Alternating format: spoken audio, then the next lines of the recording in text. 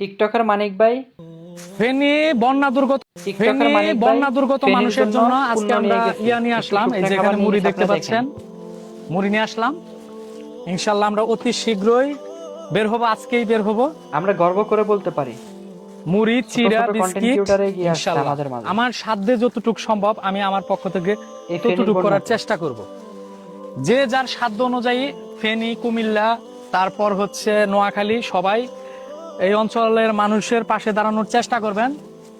তবে আবার অনেকেই কমেন্টও করে যে হ্যাঁ শুরু হয়েছে ব্যবসা। ভাই, আমি তাদের উদ্দেশ্যে একটা কথা বলতে চাই, যদি পারেন আপনি তাদের পাশে, অসহায় মানুষের পাশে দাঁড়ানোর চেষ্টা করবেন, কিন্তু এরকম ভাবে একটা মানুষ তাদের তাদেরকে হেল্প করার জন্য যাচ্ছে, কখনো এরকম ভাবে কথা বলবেন না যে নতুন ব্যবসা শুরু হয়েছে।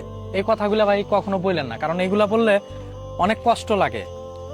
আপনি যদি পারেন তাদের পাশে দাঁড়ানোর চেষ্টা করেন, কিন্তু আরেকটা মানুষ অসহায় মানুষের পাশে দাঁড়ানোর চেষ্টা করতেছে, তাকে যদি আপনারা এই ধরনের কথাবার্তাগুলা বলেন, তখন তাদের খুবই খারাপ লাগে।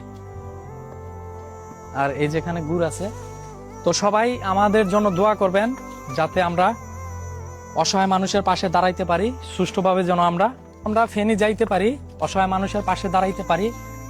আমার পক্ষে যতটুকু সম্ভব আমার সাধ্য অনুযায়ী আমি তাদের পাশে দাঁড়ানোর চেষ্টা করবো ইনশাল্লাহ। আজকে এই যে মুড়ি, চিড়া, গুড়, বিস্কিট নিয়ে আসলাম।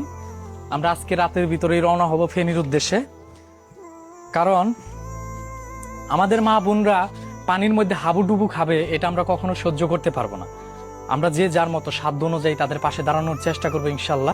আজকে আমরা এই যে চিড়াগুলা নিয়ে আসলাম, এই চিড়াগুলো আমরা ভাগে ভাগে প্যাকেটিং করব। প্যাকেটিং করে ইনশাল্লাহ আমরা হাইজের মধ্যে সবকিছু নেওয়ার চেষ্টা করব। আপনাদের উৎসাহ পেলে প্রত্যেকটা কন্টেন্ট ক্রিয়েটর ভালো কাজ